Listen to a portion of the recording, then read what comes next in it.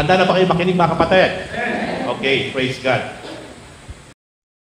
Nais ko po kayong dalhin muna doon sa aklat ng Kawikaan, chapter 28, verse 14. Mapalad ang taong sumusunod sa Panginoon, ngunit ang matigas ang ulo ay mapaparol. So makikita po natin na binanggit ng salita ng Diyos from the book of Proverbs chapter 28 verse 14, ang mga taong tunay na mapapalad na nabubuhay sa ibabaw ng lupa sa harap ng Diyos ay yung mga taong sumusunod sa Panginoon Diyos. But, sinabi po doon sa huli, ngunit ang matigas ang ulo ay mapaparol. Ano po ba yung mas mababaw na kahulugan ng salitang mapaparol? Medyo malalim po kasi Tagalog yun eh. Ano po yung mapaparol? Mapapahamak, mapapariwara, ibig sabihin, ang buhay ng isang taong matigas ang ulo, ayaw sumunod sa Diyos, ay talagang mapapahamak siya. Magiging miserable ang buhay niya sapagkat ayaw niyang sumunod sa utos at kalooban ng Diyos. Sino po yung mapaparol? Yung mga taong matitigas ang ulo. Tanawin nyo nga po yung inyong katabi, kaliwat kanan. Tingnan nyo nga po. Mukha bang matigas ang ulo ng katabi nyo? Mga kapatid, kasi ang sabi ng Panginoon sa kanyang salita, mapaparol ang matitigas ang ulo. Okay. Ang pamagat po ng ating po ngayong mapapakinggan na mensahe ay aking pong pinamagatang, Who wants to have a better life? Sino ba ang nagnanais ng maayos, mas magandang buhay? Wala naman po nagnanais ng hindi magandang buhay. Lahat po ng tao, kapag tinanong mo, lahat po ang isasagot ay talagang gusto maging maayos. Gusto maging maganda ang buhay. Pero bakit nga ba nangyayari? Bakit nga ba dumarating sa punto ng buhay ng maraming tao napaparol ang kanyang buhay? Napapahamak ang kanyang buhay. Napapariwara ang kanyang buhay. Nagiging miserable ang kanyang buhay. Kasi nga po sa kanyang pagiging matigas at masuwayin sa kalooban ng Diyos. Ngayon, kung gusto po nating maging maayos ang ating buhay, ito po ngayon ang mga dapat nating gawin. According the Holy Scripture. Ito po'y nakasulat, ito po'y nakatala sa banal na kasulatan. Kung nagnanais po tayo, kung nangangarap po tayo ng mas maayos, mas maganda na buhay, ito po ang ating dapat na ipamuhay, dapat lakaran, day after day. Handa na kayo mga kapatid? Okay. In the book of Jeremiah chapter 7, verse 23, subalit inutusan ko silang sumunod sa akin, upang sila'y maging aking bayan, at ako naman ang Diyos nila. Sabi po ng Diyos, that time, sa mga Israelites, inutusan niya ang mga Israelita na talagang sumunod sa Kanya, upang yung mga Israelitang ito'y talaga yung maging Kanyang bayan. At ang Diyos naman ang maging Diyos nila.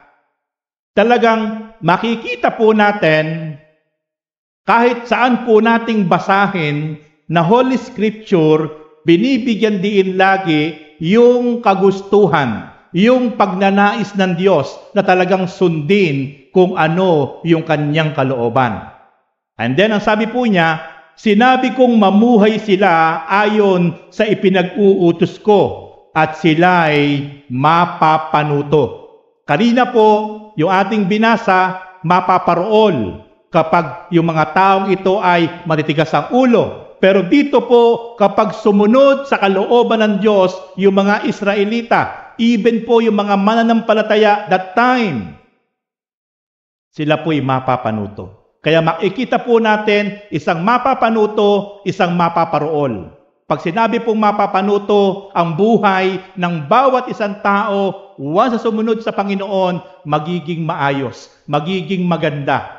Pag sinabing mapaparool, magiging miserable, mapapahamak, magiging isang sitwasyon sa buhay talaga na pagsisisihan ng napakarami, sapagkat iyon ang bunga ng mga taong ayaw sumunod sa Diyos. But in this morning, purihin natin ang Panginoon, ating palakpakan ang Diyos, sapagkat kaya kayo ngayon narito sa lugar na ito, sapagkat iyan ay isang indikasyon na talagang nais nating sumunod sa kalooban ng Diyos. Amen. Kaya ako'y naniniwala na patuloy magiging paganda ng paganda, paayos ng paayos ang ating mga buhay, sapagkat kaya tayo nagpapatuloy na tayo sumasamba, tayo naglilingkod, tayo sumusunod. Ito ang magiging resulta. Masusunod natin kung ano ang ipinag-uutos at kalooban ng Diyos sa ating mga buhay. Okay. Kung nais mo na magkaroon ka ng mas maayos na buhay, a better life, kung nais mo na magkaroon ka ng maging magandang buhay, number 1, ito po yung dapat po nating lakaran. Don't do anything you don't want to do unto you.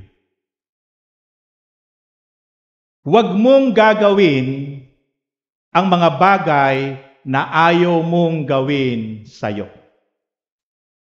Ulitin ko po. Yung ayaw na ayaw mong gawin sa'yo ng iba.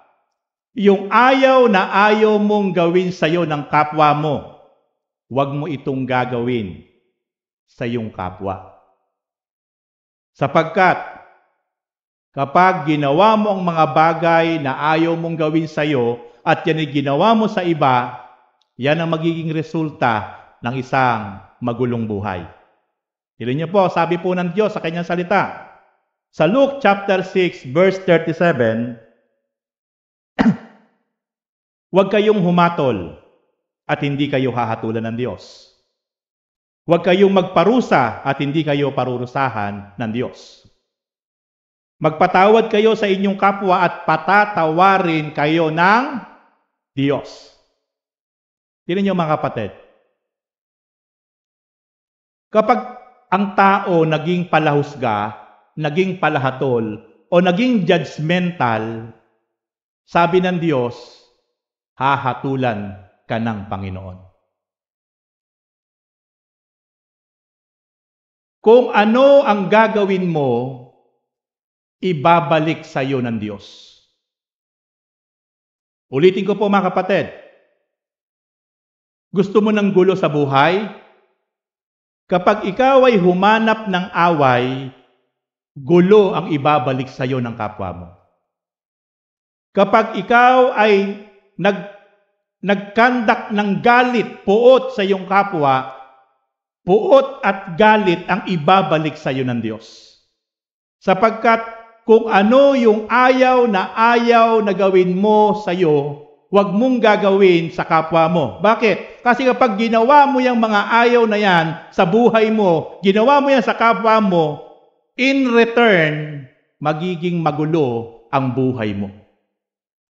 Kaya, para maging maayos yung buhay natin, para maging matahimik yung buhay natin, para maging mapayapa yung buhay natin, huwag tayong gagawa ng mga bagay na ayaw nating maranasan sa ating kapwa.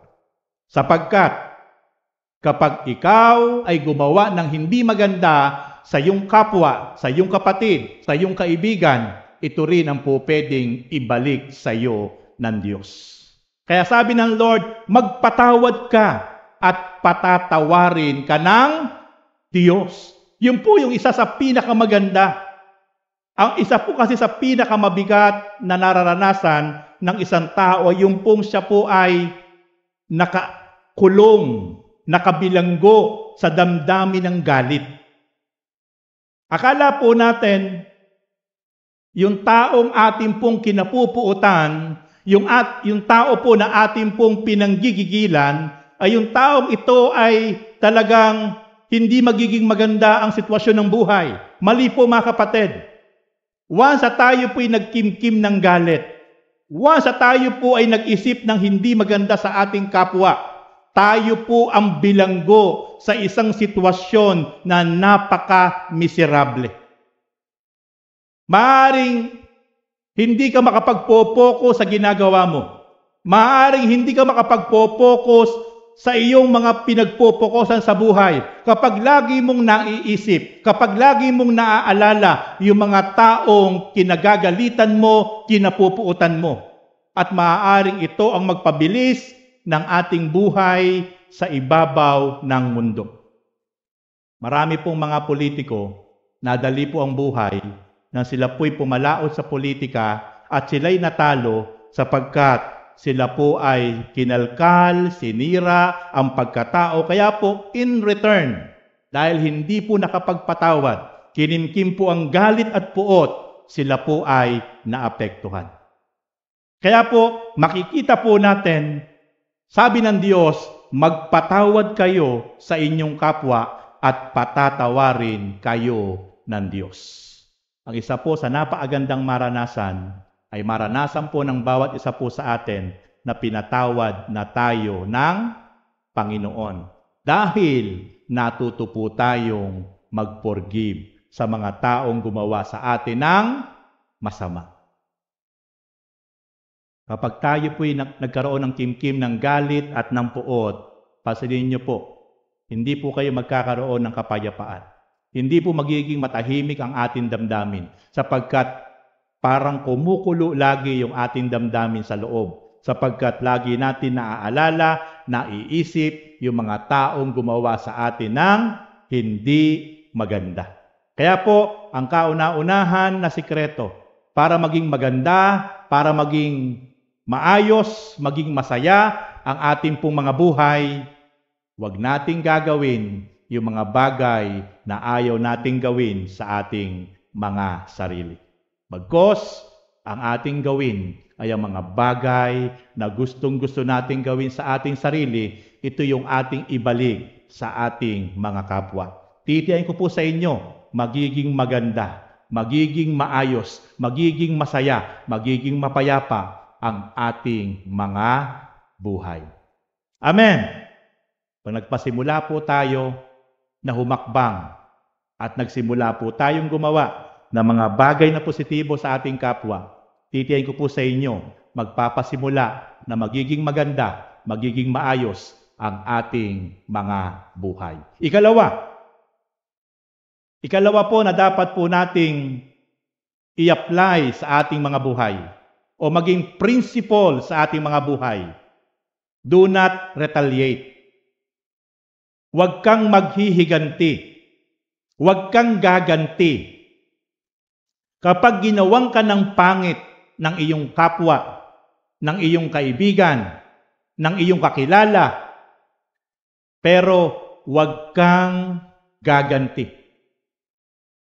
Kasi po, kapag ginawang ka ng pangit ng iyong kapwa at ikaw ay gumanti, yun na po ang pasimula ng walang katapusang away, paghihigantihan, galit at puot. Doon na po magsisimula ang isang masalimuot, magulo na buhay. Pero, kapag ikaw ay ginawa ng pangit, hinamak, nilait, sinaktan ng iyong kalooban, physically, alam niyo po, doon magsisimula ang lalo't higit na maganda at maayos na buhay. Ano po ang sabi ng Bible? Tingnan niyo po. Sa Roma chapter 12 verse 19. Mga minamahal, huwag kayong maghiganti. Ipaubaya ninyo iyon sa Diyos, sapagkat nasusulat, akin ang paghihiganti, ako ang gaganti, sabi ng Panginoon. As a believers, as a servant of God, may pangako ang Diyos. Ang pangako po ng Diyos, huwag kang matatakot. Lakasan mo ang iyong loob. Sasamahan kita. Ililigtas kita. Ipagtatanggol kita. Siya po ang bahala na magtanggol sa atin sa mga taong gumawa sa atin ng hindi maganda. Kaya sinasabi ng Lord, relax ka lang anak. May tamang panahon. Huwag kang malungkot. Huwag kang mamighati. Ginawang ka man ng pangit. Pinagkaisahan ka man. Huwag kang gaganti. Ako ang gaganti sa kanila para sa iyo. Kaya mga kapatid, once na ito po'y nahakbangan po natin, na hindi po tayo naghihiganti, hindi po natin ibinabalik ang ating pong paghihiganti sa ating pong mga kapwa, kakilala, mahal sa buhay, na gumawa sa atin ng hindi maganda, magpapatuloy po na maging maayos, maging matahimik, maging mapayapa ang ating mga buhay. But, the moment na tayo po ay nag-revenge, nag-retaliate, ibinalik po natin yung ginawang pangit sa atin. Siniraan tayo, siniraan din po natin. Ginawan tayo ng hindi maganda, ibinalik po natin yung gawang hindi maganda sa kanya. Doon po magpapasimula ang isang magulong sitwasyon ng inyong buhay. Kaya pangako ng Diyos, huwag kayong maghihiganti. Ako ang maghihiganti laban sa inyo. Naalala ko po si Jacob. Nang sila po ay naglalakbay, wala pa po silang permihang tirahan.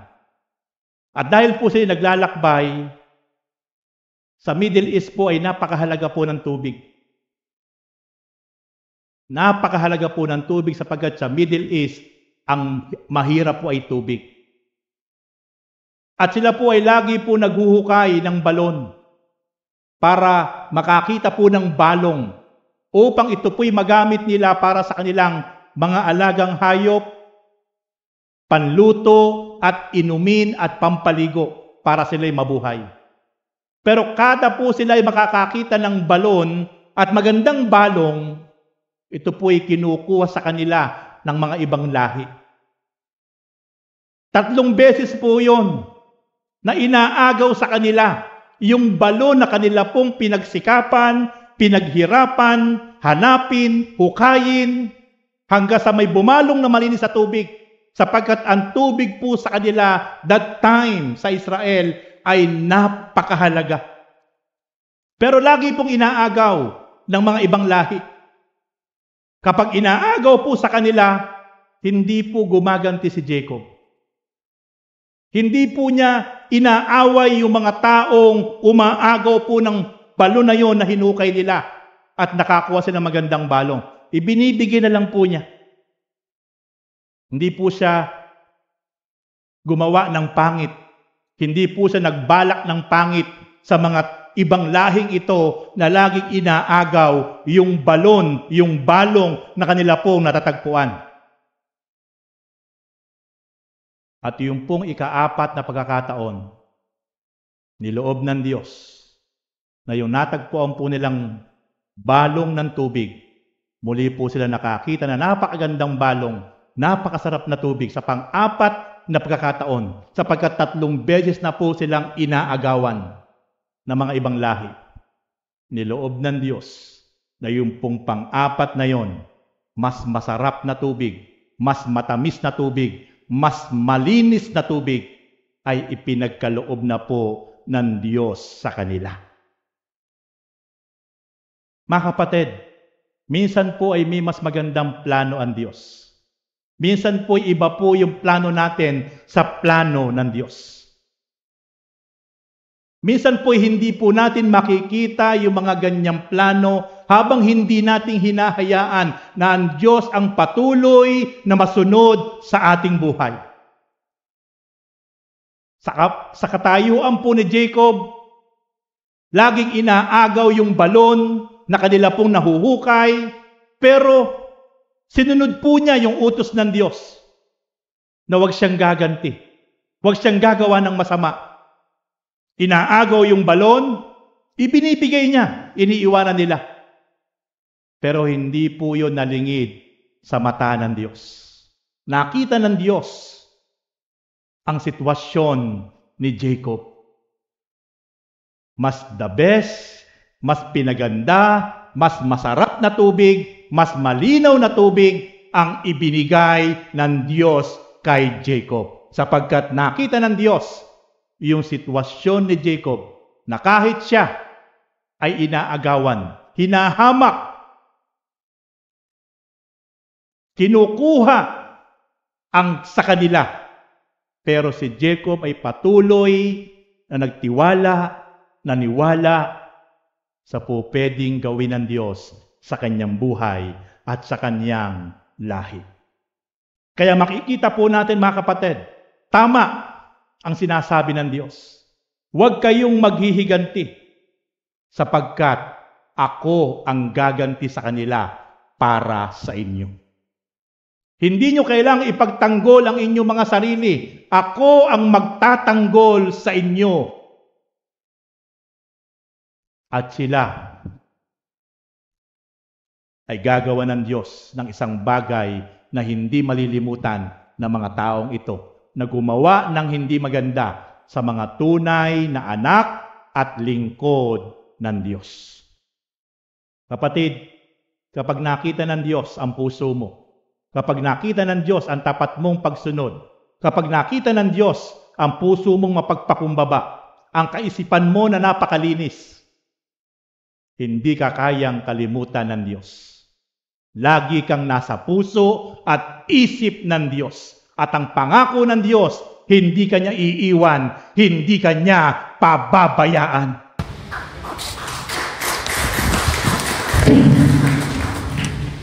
Tanong, ano ang utos ng Lord sa ating pong mga kaaway?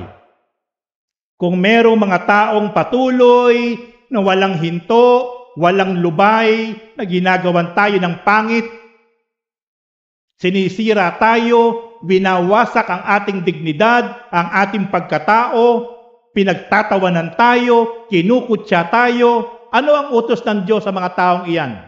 Sabi po ng Roma chapter 12, verse 20 to 21. Kaya, kung nagugutom ang iyong kaaway, pakanin mo. Kung nauuhaw, painumin mo.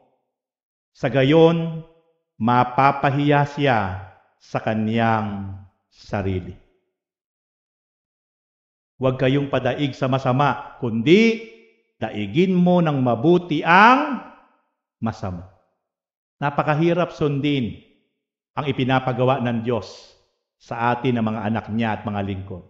But, kapag itinagawa natin, yung mga taong walang lubay na gumagawa sa atin ng di maganda, sabi ng Diyos, pakainin ninyo ang inyong mga kaaway. Painumin nyo ang inyong mga kaaway. Kapag iyan ay nagawa ninyo, sa kabila na pangit ang ginagawa nila sa inyo, mapapahiya sila. Para silang binubusan ng tubig na malamig. Kasi, sa kabila na pangit ang ginagawa sa atin, pero maganda ang ating ibabalik, sila po'y mandiliit sa kahihiyan sapagkat makikita po nila ang kapangyarihan ng Diyos sa ating mga buhay. At yun ang magiging resulta na yung buhay po natin ay magiging paganda ng paganda, paayos ng paayos, patahimik ng patahimik, at patuloy pong dadaloy ang kapanatagan, ang kapayapaan, sapagkat maski yung mga kaaway natin na gumagawa sa atin ng pangit, sila po ay mapapahiya sapagkat ang ating ibinabalik ay maganda sa masama nilang ginagawa sa atin. Kaya mga kapatid, ito po ang ikalawa, para po maging maganda, maging maayos, maging mapayapa ang ating buhay. huwag kang maghihiganti. Bagkus, ang ibalik mo sa mga taong gumagawa ng pangit sa iyo ay maganda at mabuti, sapagkat mayroong good karma na tayo po ay mararanasan mula sa ating Panginoon. Amen! Tanawin niyo po yung katabi niyo. Ayan. Yung katabi niyo po na yan ang patuloy niyo pong gawa ng mabuti. Gawa ng maganda. Amen! Minsan kahit pasaway, gawan niyo pa rin ng mabuti. Kasi po, may tinatawag na good karma na ipaparanas sa atin ng Diyos. Praise God. Okay, ikatlo. Ikatlo po na dapat po natin gawin para po lalong maging mabuti, maging maayos ang ating mga buhay. Do not associate with evil. Huwag po tayong makikisama sa masama. Kapag alam mo na yung mga tao sa paligid mo ay hindi magandang impluwensya, huwag tayong makikiayon, huwag tayong makikisama sa mga gawa po nilang masama. Kasi po, once tayo po ay nakiayon, nakisama sa mga tao sa paligid natin, sa mga kaibigan po natin, mga mahal natin sa buhay, yung masamang ginagawa nila ay inayunan po natin, ginawa din po natin. Titiyain ko po sa inyo isang araw, iyan po ang magdadala sa atin ng isang masalimuot at magulong buhay. Kaya sabi nga po ng Lord sa kanyang salita, anong silbi ng ilaw kung ito'y wala sa tamang lagayan? Ito'y hindi makapagbibigay ng liwanag kapag ito'y hindi nakaligay sa tamang lagayan. Sinabi ng Lord, tayo po ang ilaw, tayo ang asin. Pero ang masama po kasi, marami pong mananampalataya, hindi po nagsisilbing ilaw, hindi po nagsisilbing asin, sapagkat kung ano po ang ginagawa ng mga taong nakakasama niya, bagamat alam niyang masama, alam niyang hindi maganda, ito'y inaayunan niya at ginagawa din niya. Kaya po hindi po makapagbibigay ito ng isang matahimik at masaya at mapayapang buhay sa bawat isang mananampalataya, especially po sa mga lingkod ng Diyos. Ano po ang sabi ng Ephesians chapter 5 verse 11? Huwag kayong makikisama sa mga taong gumagawa ng mga bagay na walang ibinubungang kabutihan, mga bagay na dulot ng kadiliman. Sa halip ay ilantad ninyo sila at ang kanilang mga gawa. Yan po ang utos ng Diyos na nakatala sa Bible. Huwag po tayong makikisama sa mga taong ang mga bagay na ginagawa nila ay ayon sa kadiliman. Sa halip daw po, ilantad po natin yung kanilang mga gawa na hindi maganda. Paano po natin ilalantad yon? Kailangan po meron po tayong gagawing approach na maayos. Kapatid, alam mo, ako ay born again na. Kapatid, alam mo, mula nung nakilala ko ang Panginoon, ay talaga ako ay umiwas na sa mga bagay na iyan. Alam mo ba na sinasabi ng Diyos na yung paglalasing, yung mga ginagawa na yan ay hindi kalugod-lugod sa Diyos. Yung mga drugs na yan ay sinisira yung ating buhay. Sapagkat sabi ng Panginoon sa kanyang salita, in the book of 1 Corinthians chapter 6, verse 19, yung katawan natin ay tirahan, templo ng banal na Espiritu, kapatid.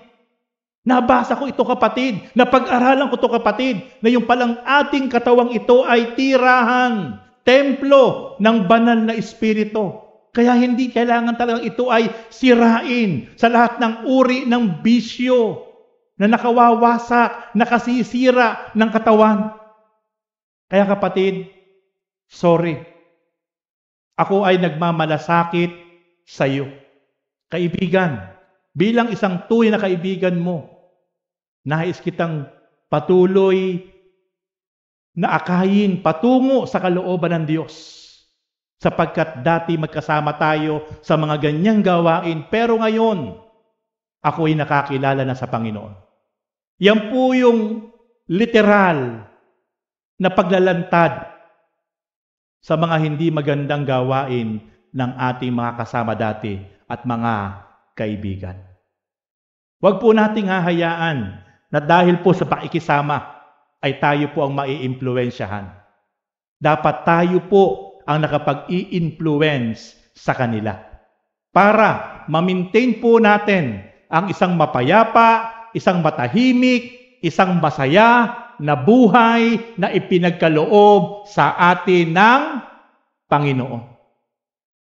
Piliin po natin sa pang-araw-araw yung ating mga nakakasama, nakakausap, sapagkat kung sino lagi yung kausap mo, kung sino lagi yung kasama mo, kung ano yung kargang espiritu niya, po pwedeng masalin sa'yo.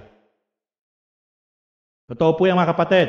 Kapag yung kasama mo laging tao ay negative lagi ang isip, isang araw magiging negatibo ka na rin.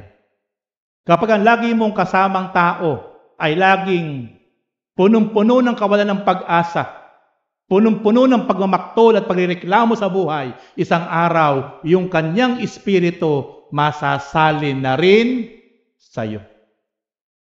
Napakahalaga po na dapat tayo po ang nagsasalin ng espiritu mula sa mga taong ito. Amen. Naalala ko po yung isang araw ay nakakalungkot. Merong isang babae, sinunog yung kanyang 3 anak. Nakita ko po sa Facebook, niresearch ko po yun. Hinanap ko po sa YouTube at nakita ko po ang istorya. Ito po palang babaeng ito ay member po ng Baptist Church sa Santa Maria, Bulacan. Can you imagine, Kristiyano? Kristiyano. Pero dahil na-depress, dahil na-hopeless, sapagkat itong babae iti taga Batangas, doon sila nakatira sa Santa Maria, at yung kanyang asawang pulis ay sa Batangas naka-duty. At doon po sa istorya, nagka-problema silang mag-asawa. Masyadong kapos yung padalang pera sa kanya. Nagkasakit siya, natrangkaso siya, nabinat siya pabalik-balik. Parang 2,500 lang yung pinapadala sa kanya. Yung naggagatas yung mga anak niya, nangungutang siya, wala siyang mautangan. Maalala niyo po yung topic ko po noong nakaraang linggo? Kaino ka kukuha ng lakas ng loob. Maalala niyo po yon? Timing po yung topic na yon. Na kung yung po yung topic natin na yon ay napanood ng babaeng iyon, hindi niya po yun gagawin sa kanyang sarili, sa kanyang 3 anak. Kaya mapapansin niyo po, napakahalaga po kung kayo po tayo kumukuha ng lakas. Napakahalaga po kung ano-ano po yung dapat nating pinapanood. Kaya mga kapatid, ini-encourage ko po kayo. Yung mga topic po natin na napapakinggan, yan po lahat ay naka-upload sa YouTube. I-share nyo po yan sa inyo pong Facebook. Kasi po pwede po yan maging instrument na meron palang taong magpapakamatay dahil nakapakinig ng salita ng Diyos, na-encourage, natauhan po siya. Sipin niyo po yung babaeng ito, isang membro ng Baptist Church sa Santa Maria, Bulacan. Nakuha pong sunugin yung kanyang 3 anak. Binuhusan po niya ng tiner.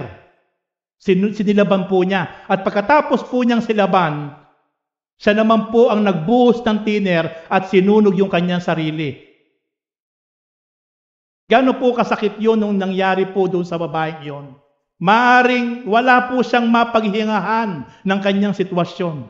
Maaring wala po nagpapayo sa kanya, nagpapalakas.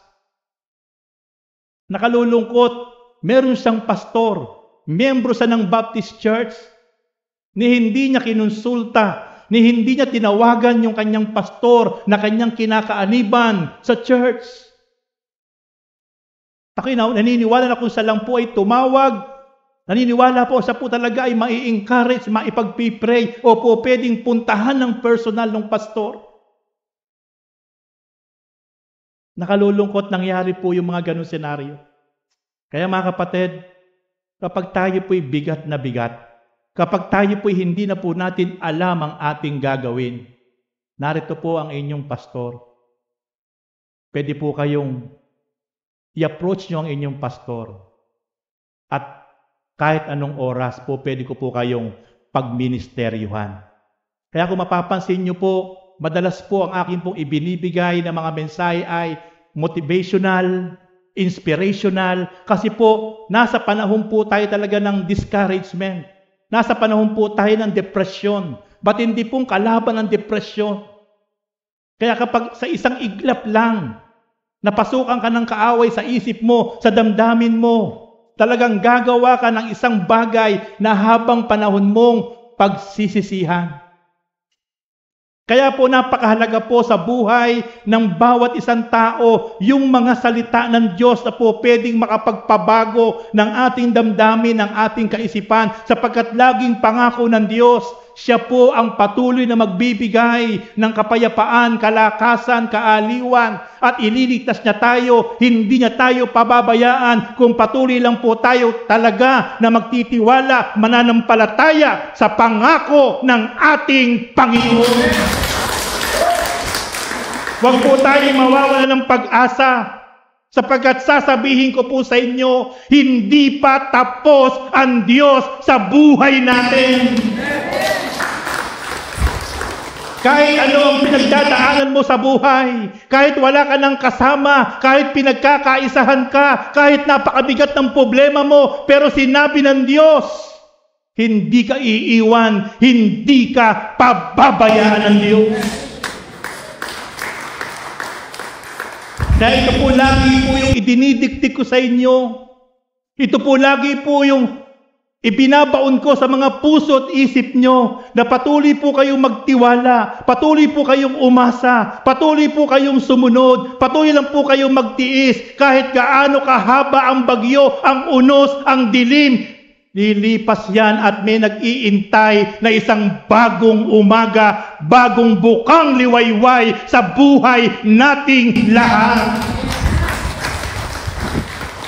Hindi mo kailangan kitilin ang buhay mo. Hindi mo kailangan magdamay pa kahit anong bigat ng sitwasyon sa buhay mo, kapatid. Sapagkat meron tayong Diyos na napakabuti. Amen! Ating palakpakan ng Panginoon. Itong pinag-aaralan po natin ay konektado po sa ating mga sitwasyon.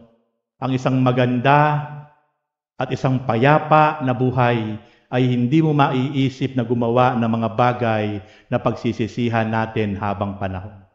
Kapag maayos, kapag mapayapa, kapag may kagalakan tayo, hindi dahil sa kayamanan, hindi dahil sa posisyon, hindi dahil sa anumang bagay, payapa tayo, maligaya tayo, masaya tayo dahil kasama natin ang Panginoon. Ano po ang sabi ng Lord? Huwag kayong makikisama sa mga taong gumagawa ng bagay na walang ibubungang kabutihan, mga bagay na dulot ng kadiliman, sa halip, ilantad ninyo sila ang kanilang mga gawa. Ephesians chapter 5 verse 7, kaya't huwag kayong makikisangkot sa kanila. Kaya mga kapatid, yan po ang patuloy na para natin maranasan yung pong ating buhay na mapayapa, masaya, maayos. Huwag tayo makikisama sa mga tao sa paligid natin na gumagawa po ng masama. Last point. Don't get tired of doing good. Huwag kang mapapagod. Huwag kang magsasawa na gumawa ng mabuti. Kapatid, kalabatin niyo po inyong katabi. Sige po, kausapin niyo. Kapatid, huwag kang mapapagod. Huwag kang magsasawa na gumawa ng mabuti. Huwag mong kapapaguran. Sapagkat ang patuloy na paggawa ng mabuti, yan ang magdudulot sa atin ng isang maayos na buhay. Huwag kang mapapagal. Huwag kang hihinto. Yan po ang utos ng Diyos sa atin. Ano po ang sabi ng 2 Thessalonians chapter 3, verse 13? Mga kapatid, huwag kayong magsasawa sa paggawa ng mabuti.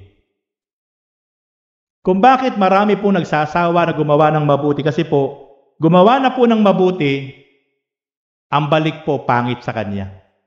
Gumawa na po ng mabuti, siniraan pa, ichinismis pa. Kaya napagod, napagal. Maganda na po ang ginawa, pero sa mata ng maraming inggitera, pangit pa ang dating sa kanila. Kaya talagang nakapapagod talaga ang gumawa ng mabuti. Gumawa ka ng masama, may masasabi. Gumawa ka ng mabuti, may masasabi. Kaya kahit ano ang gawin mo sa ibabaw ng mundo, sa mata ng maraming negatibong kaisipan ng mga tao, walang sasabihing maganda. Pero isa lang ang sinasabi ng Diyos, para manatili po ang ating buhay na masaya, mapayapa, maayos, may kapanatagan, magpatuloy po tayong gumawa ng mabuti. Huwag kang mapapagod. Don't give up. Huwag kang mapapagal. Huwag kang hihinto. Sabi po ng 1 Timothy chapter 6 verse 18 to 19, turuan mo silang gumawa ng mabuti, magpakayaman sa mabubuting gawa. Maging bukas ang palad at matulungin sa kapwa. Sa ganitong paraan sila makapag-iimpok para sa hinaharap at magkakamit ng tunay na buhay. Paano po tayo makapag-iimpok sa hinaharap? Sabi ng Lord, huwag kayong mag-impok ng kayamanan sa lupa sapagkat dito sa lupa ay merong naninirang tanga o kalawang. Mag-impok kayo ng kayamanan doon sa langit. Ang pag-iimpok pala ng kayamanan sa langit ay yung pagpapatuloy na paggawa ng mabuti sa ating kapwa at sa harap ng Diyos. Habang pala tayo hindi napapagod, hindi napapagal, hindi humihinto sa paggawa ng kabutihan sa ating kapwa, sa ating mga kapatid, sa harap ng Diyos, unti-unti, tayo po pala nakapag-iimpok ng kayamanan doon sa langit. In turn back, ibabalik sa atin ng Diyos ang good karma. Patuloy po tayo magkakaroon ng panatag na buhay, payapang kaisipan, payapang damdamin, sapagkat iyan ang pangako ng Diyos.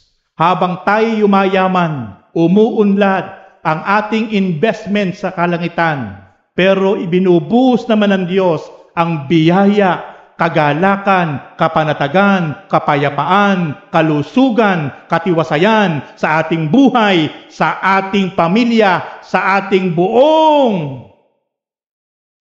descendant, sapagkat iyan ang pangako ng Diyos. Huwag kang mapapagal, huwag kang mapapagod sa patuloy na paggawa ng kabutihan. Okay, tingnan niyo naman po. Sa kabila po na ikaw ay gumagawa po ng mabuti, pero pangit ang ibinalik sa iyo. Tingnan niyo po magiging bunga.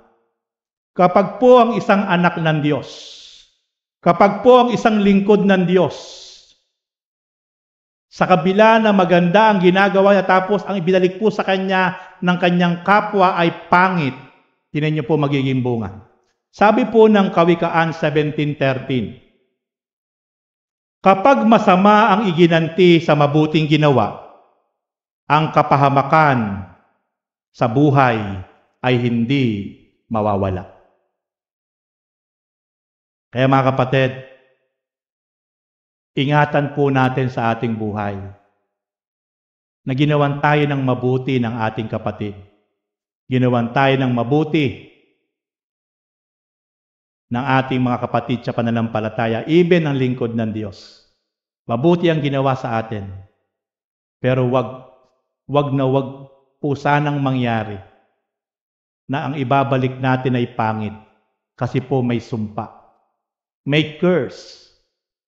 Nakikita po yan ng Diyos. Kapag masama ang iginanti sa mabuting ginawa, ang kapahamakan sa buhay ay hindi mawawala. Hindi po mapuputol ang tinatawag na sumpa sa buhay ng isang tao na sa kabila na siya ginawa ng mabuti, ginawa ng maganda, ng anak ng Diyos, ng lingkod ng Diyos, pero masama ang kanyang iginanti, yung kapahamakan sa buhay niya, hindi po mawawala. Yun po ang tinatawag na curse dahil hindi po natutulog ang Diyos. Yun ang sinabi ng Diyos, huwag kang maghihiganti. Ako ang gaganti sa kanila para sa iyo. Kasi maluluha ka maiiyak ka sa kabila na maganda ang ginagawa mo sa kanila, pero ang ibinabalik pangit, ang ibinabalik masama. Pero sabi ng Diyos, huwag kang gaganti. Kapag masama ang iginanti sa iyo, sa kabila na mabuti ginagawa mo sa kanila, yung kapahamakan na ibibigay ko sa kanila, hindi na mawawala. Ang Diyos po ang gagawa niyan. Hindi natutulog ang Diyos. Kaya mga kapatid, patuloy na tayo po ay lagi magbalik ng magandang pagbabalik sa bawat isang taong gumagawa sa atin ng maganda. Kahit nga po pangit ang ginagawa sa atin, ang gusto pa rin ng Diyos, maganda ang gawin natin. Sapagkat iyan ang dulot ng isang mapayapa, masaya, at maayos na buhay. Sapagkat dadaloy yan sa buhay natin, ipaparanas ng ating Panginoon. Galatia chapter 6, verse 9 to 10. Kaya't huwag tayo magsawa sa paggawa ng mabuti. Ayan. Huwag tayo magsasawa. Huwag tayo mapapagod. Huwag tayong hihinto. Bakit? Pagdating ng takdang panahon, tayo'y mag-aani kung hindi tayo magsasawa. May tinatawag pong harvest time na magmumula sa Diyos. Kung hindi ngayon, may tamang panahon. Kapag hindi tayo huminto, hindi tayo napagal, hindi tayo nagsawa, na patuloy pong gumawa ng tama, gumawa ng mabuti sa ating kapwa o kanino paman. Kapag hindi ka nagsawa, may takdang panahon na aani ka. Ibabalik po yun ng Diyos, siksik, liglig, at umaapaw pa, idadaloy sa buhay mo ang biyaya na walang sukat paglagyan. Samantalahin natin ang lahat ng pagkakataon sa paggawa ng mabuti sa ating kapwa, lalo't higit sa mga kapatid sa pananampalataya. Samantalahin daw po natin. In every opportunity, huwag kang mapapagod, huwag kang mapapagal. Sa bawat pagkakataon na makagawa tayo ng mabuti at tama, samantalahin natin, huwag nating palalampasin. Kapag may pagkakataon na makagagawa ka ng mabuti, makagagawa ka ng tama, huwag mong palalampasin. Lalo't higit sa mga kapatid sa pananampalataya. Sobra pong pinapahalagahan ng Diyos ang mga taong merong tunay na pananampalataya. Sobra pong pinapahalagahan ng Diyos, lalo't higit ang kanyang mga lingkod. Kapag ito po'y nagawan po natin ng mabuti, kapag ito po'y nagawan po natin ng maganda, ang pangako po ng Diyos, pagdating ng takdang panahon, aani tayo, magha-harvest tayo. Ang biyaya at pagpapala ay huhugos sa ating buhay, sa ating pamilya, sapagkat yan ang pangako ng Diyos. Huwag kang mapapagod, huwag kang magsasawa na gumawa ng mabuti.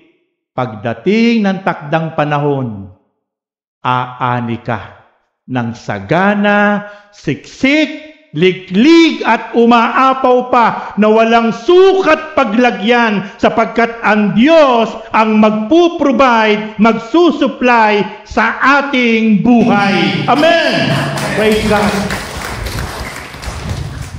Kaya po, ito po ang ika-apat na susi para maranasan po natin ang isang maayos, mapayapa, patahimik at pinagpalang buhay na ating po na pag-aralan. Mga kapatid, alam ko pong lahat po tayo ay nagnanais ng isang maayos, patahimik at pinagpalang buhay. Gaya po ng ating mga napag-aralan, akin lang pong re-reviewin para po ating muli ay mapakinggan. Kung gusto po nating maranasan ang isang mapayapa at matahimik, masayang buhay, huwag mong gagawin sa kapwa mo ang ayaw mong gawin sa iyo. Bagkus, ang gawin mo sa kapwa mo ay ang mga bagay na gustong-gustong gawin sa iyo. Ikalawa, huwag kang magrereklamo. Huwag kang gaganti. Bagkus, lagi ka lang maging mapagparaya. Lagi ka lang maging mapagpatawad. Sapagkat ang biyaya, ang isang buhay na ganap ay mararanasan natin. Huwag kang makikisama sa mga taong ang kanilang pamumuhay ay hindi ayon sa kalooban ng Diyos. Bagkus itong mga taong ito na meron kang access, ilantad mo sa harapan nila ang kanilang mga ginagawa na hindi maganda. I-approach mo sila. Ikaw ang magamit ng Diyos sa instrumento para sila ay mabuksan ang isipan. Maakay mo sila patungo sa kalooban ng Diyos. And then finally, huwag kang mapapagal. Huwag kang hihinto. Huwag kang gi-give up sa patuloy na paggawa ng tama. Patuloy na paggawa ng mabuti. Sapagkat ang Diyos ang may sabi, in perfect time, in right season, mag-harvest tayo. At ang Diyos ang magbibigay sa atin ng masaganang ani. Siksik, liglig, at umaapon.